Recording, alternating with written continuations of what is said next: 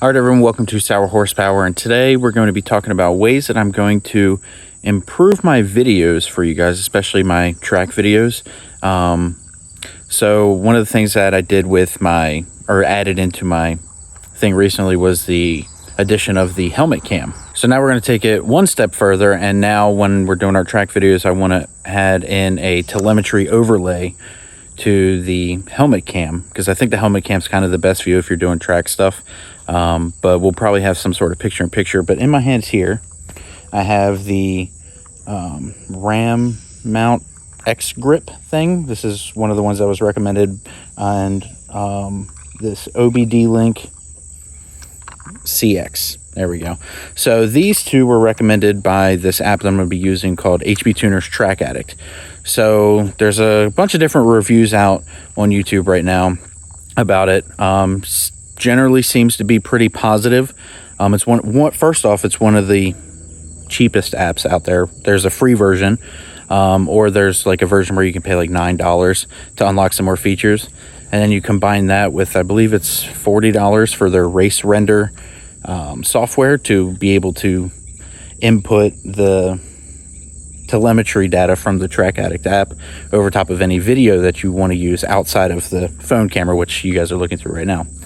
So we're probably going to do it that way. Now, the Track Addict standard sort of video form is that it just uses the camera on the phone to do that adds telemetry over, which would be in my dash, but we could do it that way. I might still include it in the videos, but I really do like the helmet cam over anything when it comes to watching track video. So what we're going to do today is we're going to kind of test it out, because we have our second track day in the Viper coming up this Saturday. So we're going to go ahead and get it all set up, and I'm not going to put my helmet on and drive around the street. It'd be slightly silly. So I'll just have a GoPro set up in the car and test it all out. And then this will be kind of a preview before we do the full video this coming weekend. So description, and at the end, once I get everything set up today, I'll give you guys my mini review of it all. All right, so one of the first things you're going to do with the OBD Link CX, you have to download their app. Kind of looks like this. At the bottom, you're going to have to hit connect. You have to plug it in first, obviously, down in your OBD2 port. One of the things I did notice with its interoperability, it's a big word there, with Track App, once you have this app open and it says connected up at the top, you're going to have to close this app fully. So just go ahead and close the app on your phone, or else Track App won't link to it, because it's kind of using the connection that way. Because inside the OBD Link thing, that also does its own sort of monitoring system, so I guess it can't send it to this app and the Track Addict. So it's pretty simple. You just go ahead, close the app, then we're going to go ahead and open up Track Addict. So here you see, this is kind of what it looks like. So it's getting GPS signal was acquired, and then over here OBD is flashing red.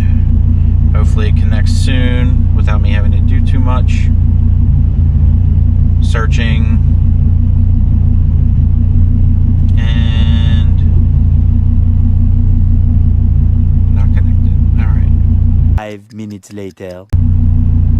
OBD connected. All right. You gotta really mess with the connections to your phone and then the apps and everything. So this is what it'll look like. You can see across the bottom, GPS on this side, and then OBD lights up green on the other side. And then what you want to do, go ahead, you hit the record button. Oh no.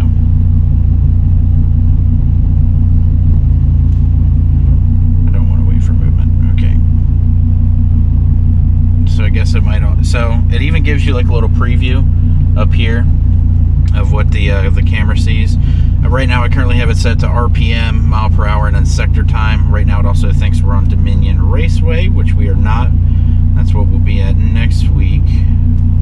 You go ahead, select a track. So we'll do segment. So it should be like I just drive out on the road and then it starts doing something. Let's go ahead and put this in this new mount. I don't know how this thing really works. Go for a drive here. I guess it's starting to record. We'll go ahead, once we get out on the road, I'll restart it. It's just starts recording as soon as you drive, which I guess is nice, but yeah, we'll see. All right, we're gonna go ahead and start a new session here. So got a mismeasuring segment right now. We'll just get up to the end of this road, and hopefully the telemetry is coming through.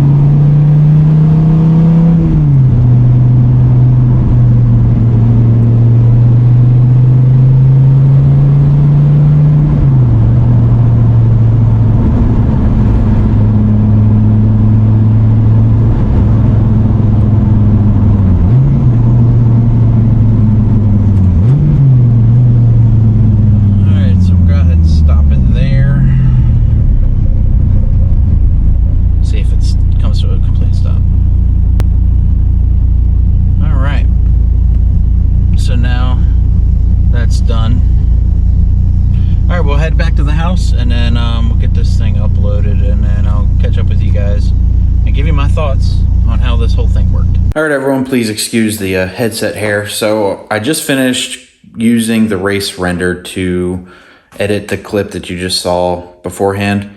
It is definitely not a user-friendly system. It's very sort of outdated in its design and a bunch of things. Let me know in the comments below if you want me to kind of do a walkthrough on how to use the race render software. I can put that video together if you, the viewers, want to see what that looks like. But overall, with my quick little test, the Track Addict plus race render, so I'm in it for the actual Ultimate Edition that lets you like actually modify everything, which you're basically going to need to do if you want to upload like a full length like YouTube video or something like that. That was $60. The app was $9, so we're in it for $69, plus the OBD sensor was about $80, which is expensive compared to a lot of the generic ones, but they say not to buy some of the generic ones because they might not work directly with Track Addict, and they had a list on their website of which sensors they recommend using, and the one that seemed to work for the iOS ended up being about $80, and then the new phone mount that I got, the RAM X mount, that was about, I think, about $80 as well. So 160 plus 70, we're in this for about $230 to show the overlays and everything. Is it worth it? Not sure. I enjoy the seeing all the data. Hopefully you guys too.